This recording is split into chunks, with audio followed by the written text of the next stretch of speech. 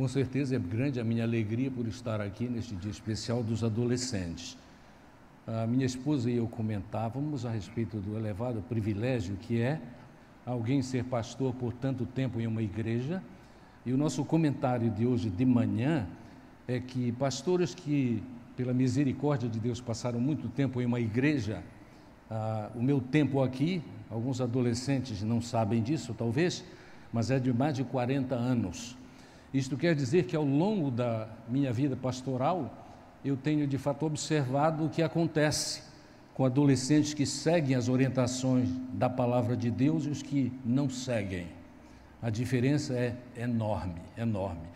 E é um privilégio saber que quem busca servir ao Senhor é sempre bem-sucedido, não importa o tempo de vida. Naturalmente que o tempo de vida não depende de nós, depende de Deus, porque Ele é o Senhor da vida. Então é um grande privilégio. Eu tenho mais do que confirmado de que a palavra do Senhor dá certo quando nós seguimos. E eu dou graças a Deus porque Ele foi misericordioso comigo.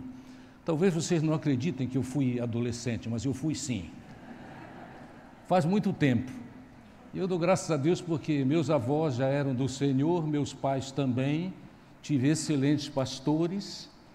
Fui amigo de alguns filhos de pastores, alguns bons e outros maus, mas Deus me abençoou, né?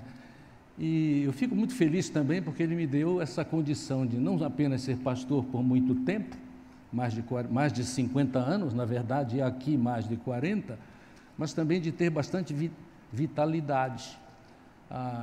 Eu continuo saudável, apesar de algumas dificuldades de saúde bem grandes no passado.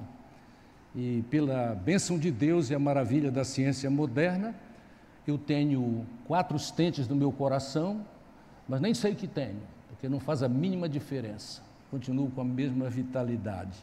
Isso é um privilégio. Inclusive, uma adolescentezinha que eu conhecia 2 semanas atrás, me disse alguma coisa que alegrou tanto o meu coração que eu dei uma gorjeta para ela que ela nunca recebeu na vida dela. Eu fiquei tão feliz com a observação dela. Sabe qual foi a observação dela? Ela disse assim: que idade mesmo o senhor tem? Aí eu já antecipei, porque eu não tinha ainda 82, eu disse: eu tenho 82 anos. Ela olhou para mim assim, olho no olho, e disse assim: que maravilha, o senhor ainda anda e vê tão bem. Aí eu decidi dar uma oferta para ela ao sair daquele ambiente onde nós estávamos visitando. Mas olha, eu agradeço muito o privilégio. É uma bênção quando nós podemos falar com absoluta integridade. E sobre a palavra de Deus, quando falamos a palavra de Deus, é isso mesmo, é absoluta integridade, porque é a palavra do Senhor.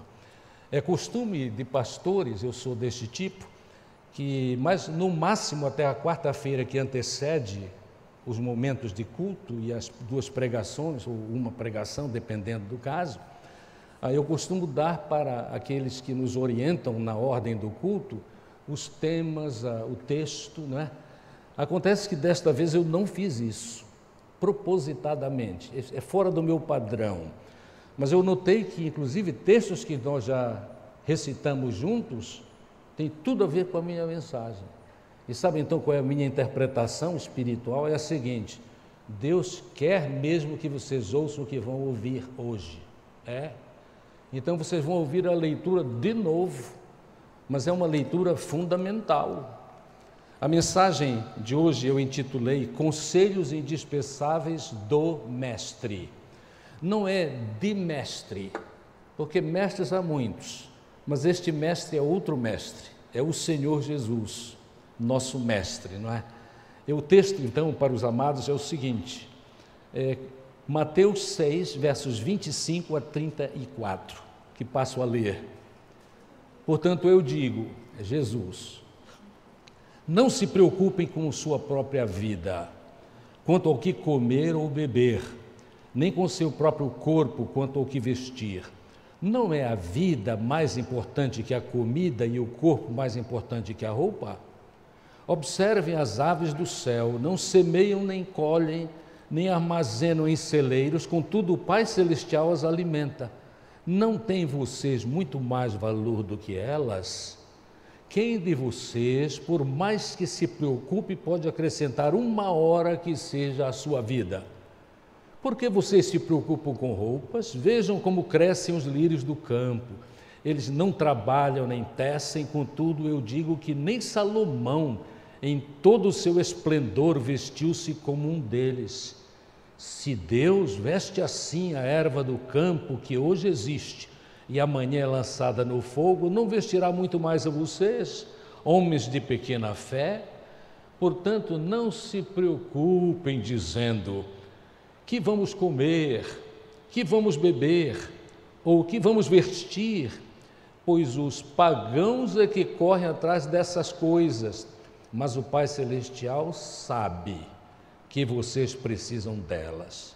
Busquem, pois, em primeiro lugar o reino de Deus e a sua justiça, e todas essas coisas serão acrescentadas a vocês.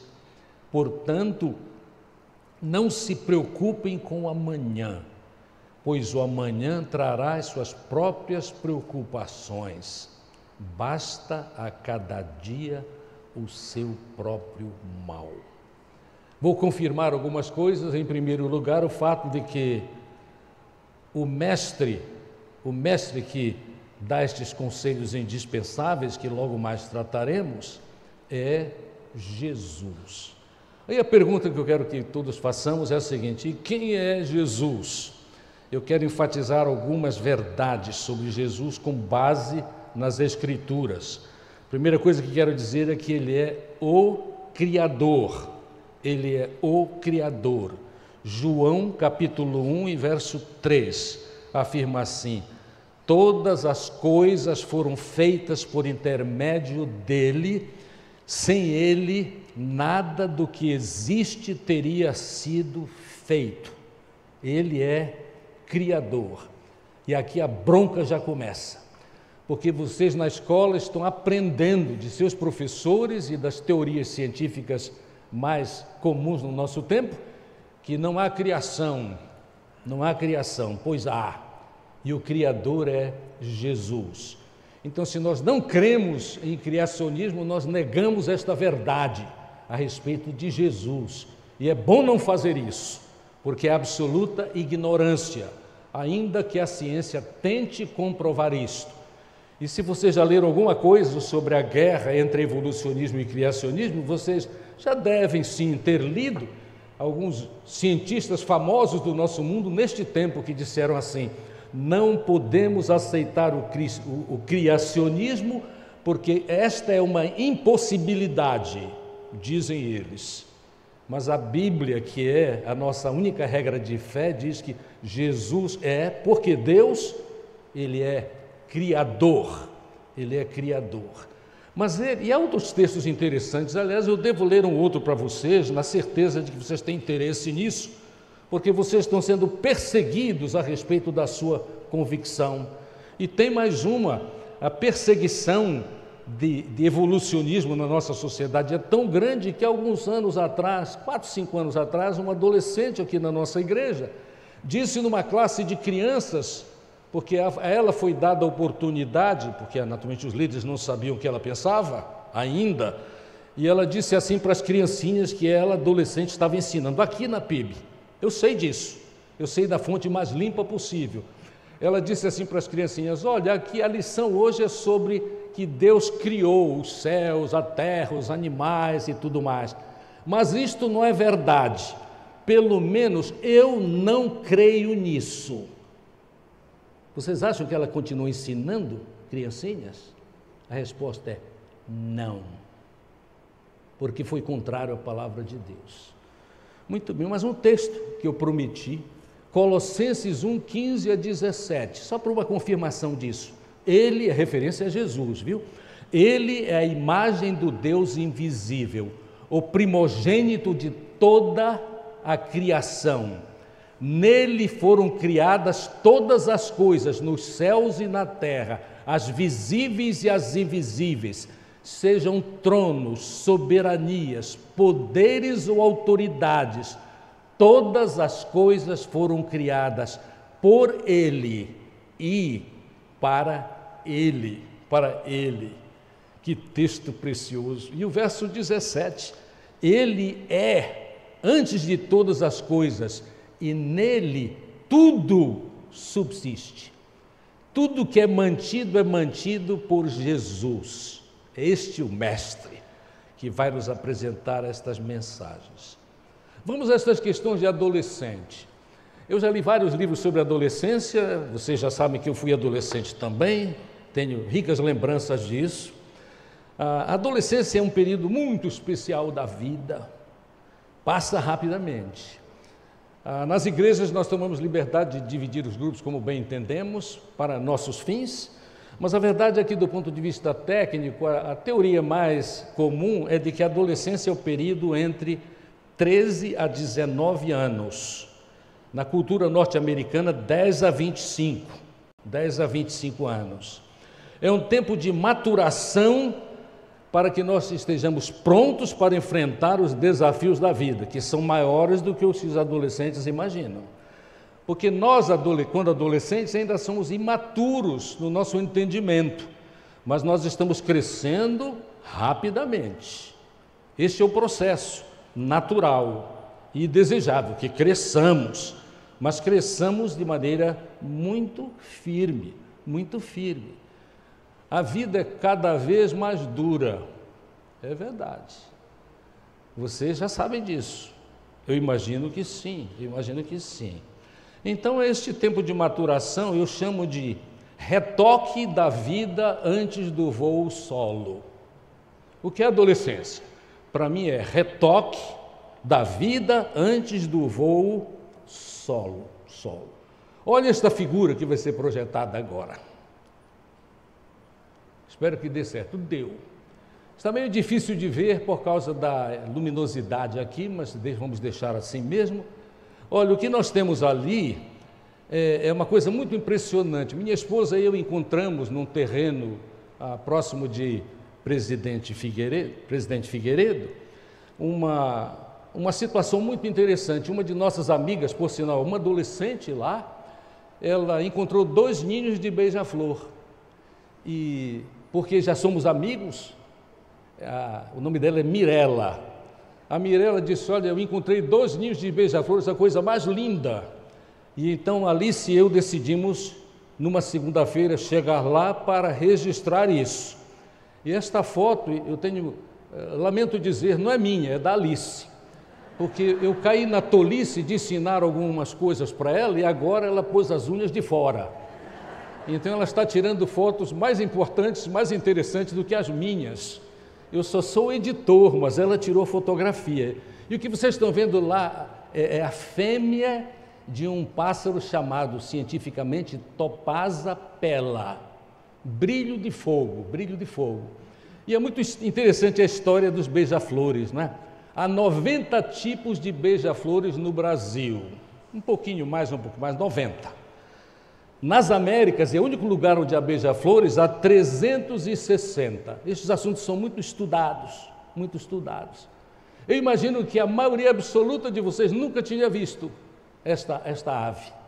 Ali ela está, como vocês observaram, e na frente dela estão 2 filhinhos, não é? É interessante o processo, né? Os ovos são incubados por 15 dias. E depois de eles nascerem, eu e minha esposa somos testemunhas disso, são 28 dias mais ou menos. Mas depois de 28 dias ou 30 dias de maturação, já era. Eles voaram. Isto quer dizer que se amanhã eu decidir ir lá, o ninho está vazio. Não tem mais isso, né?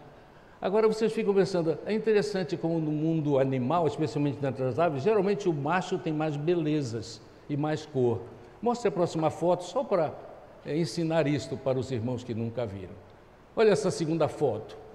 A luminosidade é grande, mas o nome dele é brilho de fogo, porque de fato quando ele muda de posição, às vezes parece uma brasa de fogo voando.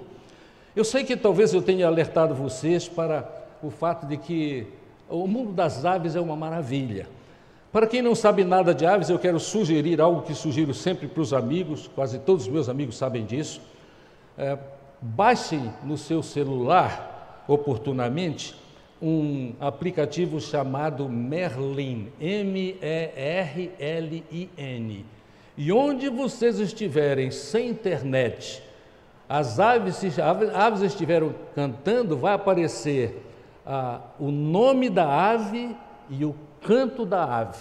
E você com certeza vai aprender coisas maravilhosas sobre a natureza.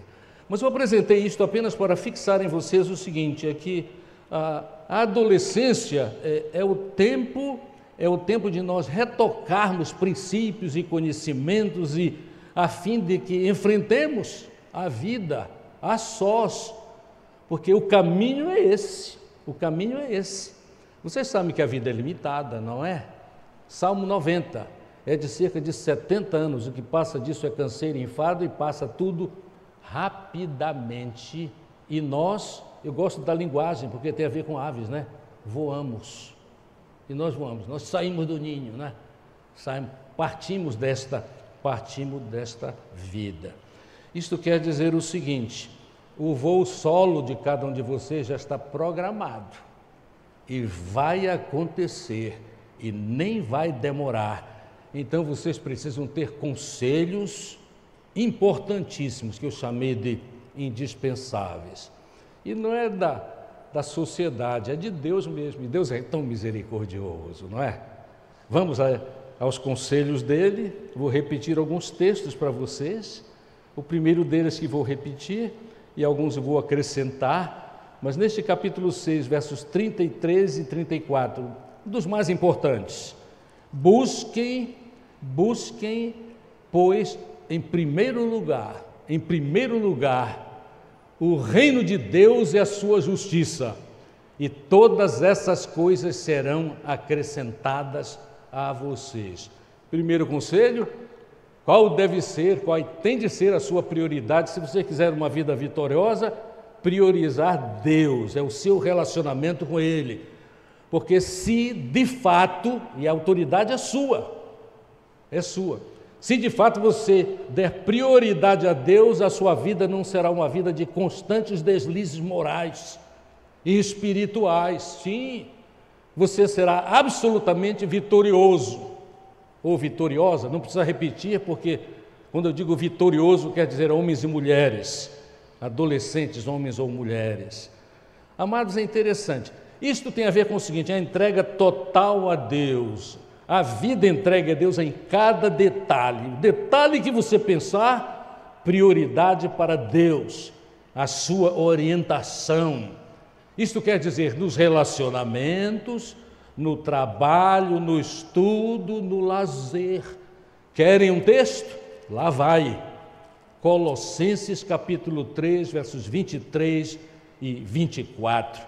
Preciosidade: tudo o que fizerem, façam de todo o coração, como para o Senhor e não para os homens, sabendo que receberão do Senhor a recompensa da herança. É a Cristo o Senhor que vocês estão servindo. Segundo, naturalmente que cada um destes temas a gente podia falar um domingo inteirinho. Passou até pela minha cabeça uma série, mas seria muito longa e os irmãos ficariam cansados. Mas olha aqui, a segunda que quero trazer é de Mateus, no capítulo 5 e verso 37. Olha só esta maravilha que diz assim, capítulo 5 e verso 37. Seja o seu sim, sim, e o seu não, não, porque o que passa disso vem do maligno. Isso tem a ver com integridade, tem a ver com honestidade. Falta tanta integridade na nossa sociedade.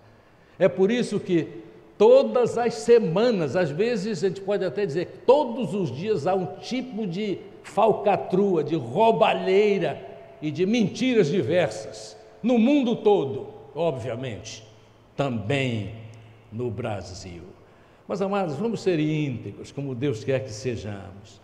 Vamos levar a sério os princípios que nós já internalizamos por causa da misericórdia de Deus. Façamos como aquele exemplo lá do Velho Testamento, que todos devemos apreciar muito, eu creio que vocês apreciam também, que é o exemplo de Daniel, capítulo 1, verso 8. Jovenzinho, em uma outra nação, porque o seu povo havia perdido a guerra, literalmente, ele foi levado para um lugar estranho, mudaram até o nome dele, para acabar com as lembranças dele do passado, não é? Mas ele fez, sabe o quê? Por causa do temor de Deus, ele era temente a Deus, ele resolveu não se contaminar com os alimentos do lugar onde ele estava. E não era só por causa dos alimentos, não era porque era tartaruga, ele não gostava de tartaruga, não tem nada a ver com isso, não, era por causa dos envolvimentos, dos relacionamentos daqueles alimentos com a vida religiosa contrária à vontade de Deus, é isso. Quer dizer, Daniel, novinho, ele era muito mais novo do que nós às vezes queremos imaginar, resolveu não se contaminar por causa de suas profundas convicções e se tornou aquele líder absolutamente corajoso.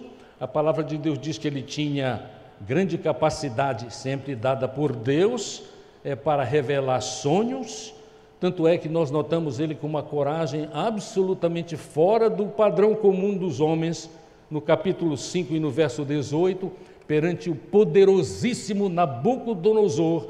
A partir do verso 18, ele diz assim para o rei, olha só a coragem deste menino: ó rei, foi a Nabucodonosor teu predecessor, então não é mais Nabucodonosor, mas é o rei que o seguiu, que o Deus Altíssimo deu soberania, grandeza, glória e majestade. Quem deu? Deus deu.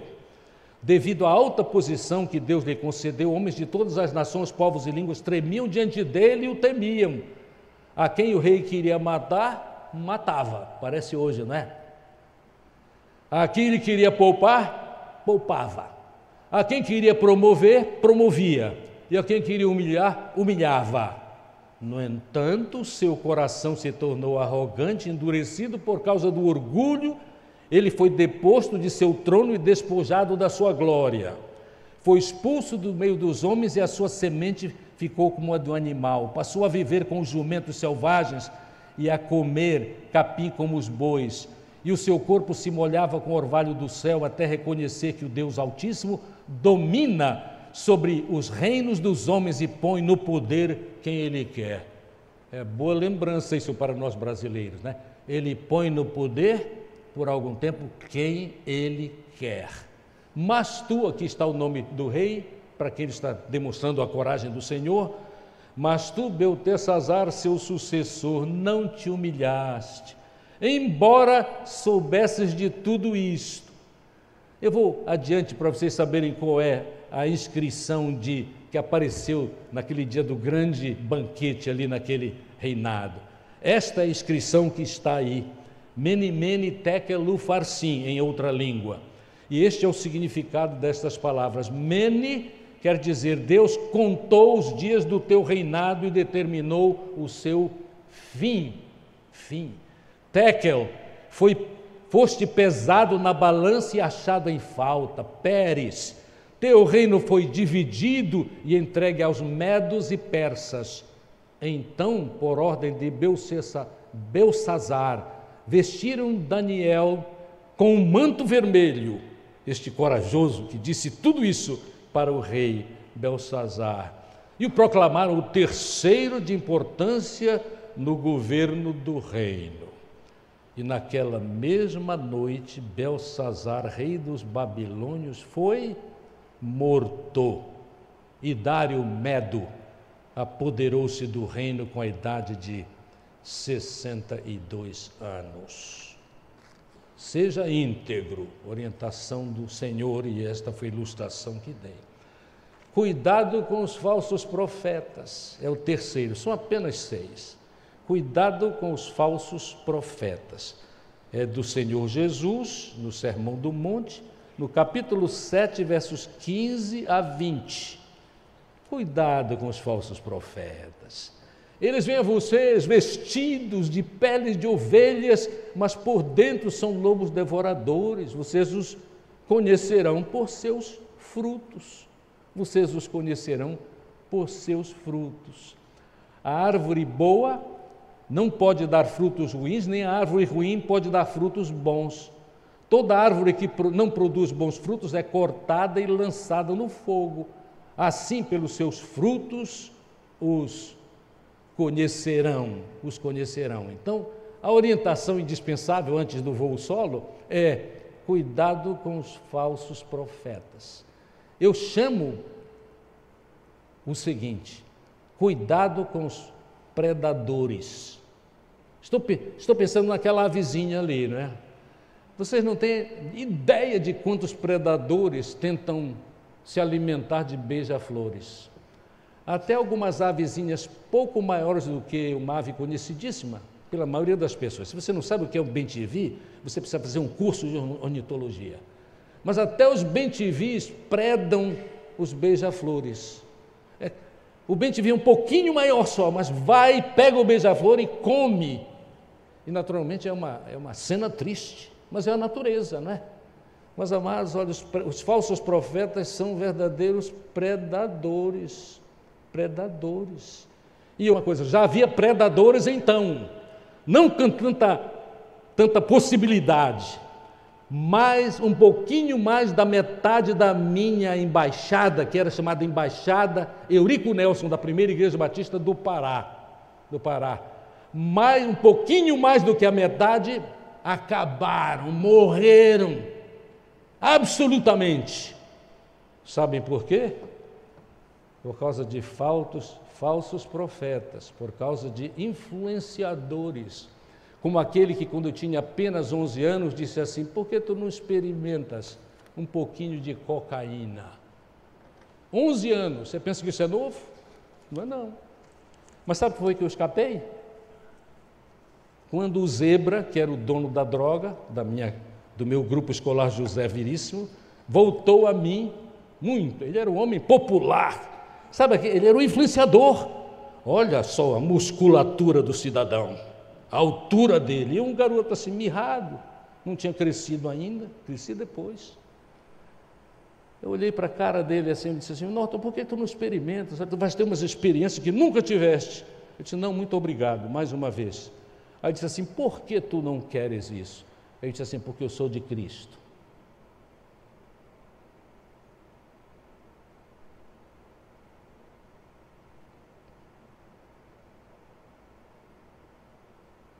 Nunca provei droga e nunca vou provar.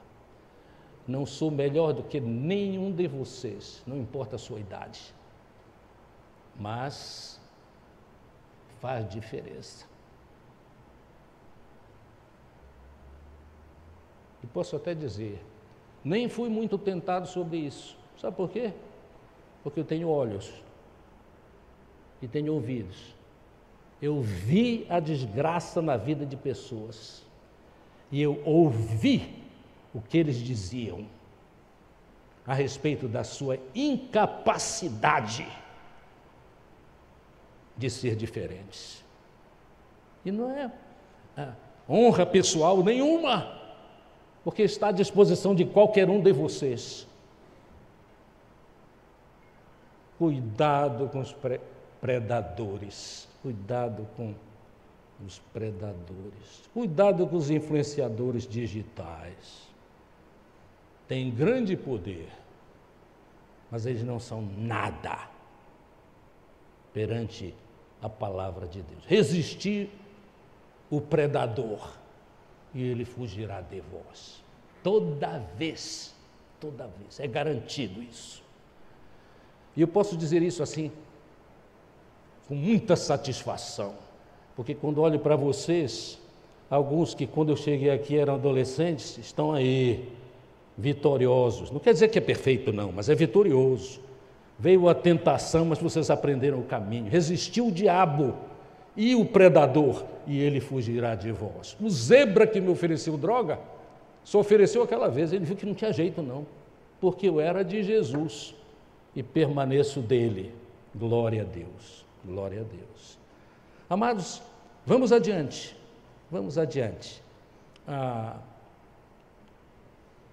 Orientadores. A quarta coisa que quero trazer para vocês é a respeito dessa questão de caminhos, não é? A orientação de Jesus no capítulo 7 e no verso 13. 7 e verso 13. A afirmação é esta: entrem pela 7:13. Entrem pela porta estreita, pois larga é a porta e amplo o caminho que leva à perdição, e são muitos os que entram por ela. Como estreita a porta e apertado o caminho que leva à vida, e são poucos os que a encontram. Não entrem, esta orientação, não entrem pelo caminho largo das multidões, avalie tudo com sabedoria. Observem, antes de entrar, o que é de fato a oferta, porque só a verdade do Senhor é que liberta, Amados, que privilégio é o nosso de saber a verdade. Outras orientações do Senhor que são importantes. Nós devemos praticar a vontade do Senhor,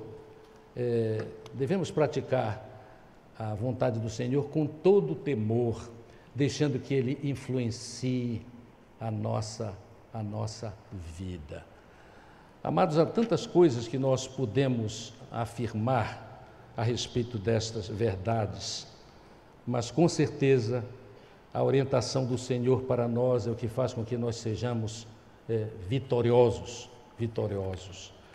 A minha oração é que vocês levem extremamente a sério esta questão de servir ao Senhor com integridade de coração. Eu tenho certeza que não faltam inspirações para a sua vida, para fazer a vontade do Senhor, mas é preciso entregar-se a ela de coração, para que os efeitos possam realmente ser experimentados. Louvado seja o Senhor pela certeza que Ele dá a cada um de nós de que vale a pena seguir as suas instruções na nossa vida. A minha oração continuada, sincera, é de que vocês todos sejam extremamente vitoriosos na sua vida. E só há um caminho para vocês poderem experimentar esta vitória.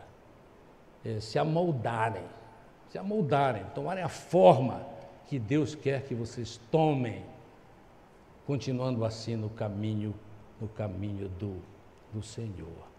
A minha oração é que vocês sejam abençoados. Eu oro constantemente por vocês, especialmente na medida que chega ao meu conhecimento alguma notícia de que alguns de vocês têm passado ou continuam passando por algumas dificuldades. A verdade é que a vitória já está garantida. A vitória está garantida pela fé que temos em Jesus.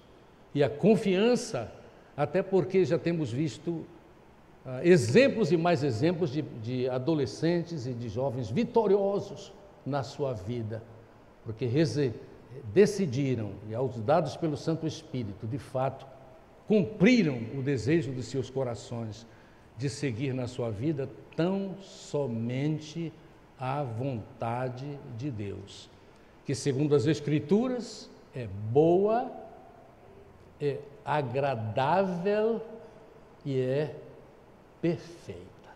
É interessante este texto, não é? De Romanos, de Paulo de Roma, né? Ela é boa, faz bem para nós, não há contraindicações, ela é muito agradável, agradável até porque é tão maravilhosa que nós levamos avante, né? Nós contamos para os outros, nós exemplificamos na nossa vida o que é melhor para aqueles que estão ao nosso lado e que não têm os privilégios que temos, e ela é perfeita.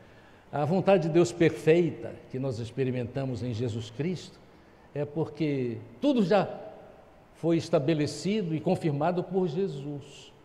E o que precisamos é fazer dele Senhor da nossa vida.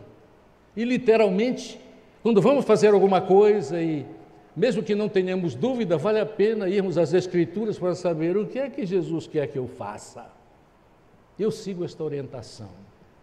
Aí a vida, não importa se breve ou longa, não é só abençoada, é também abençoadora.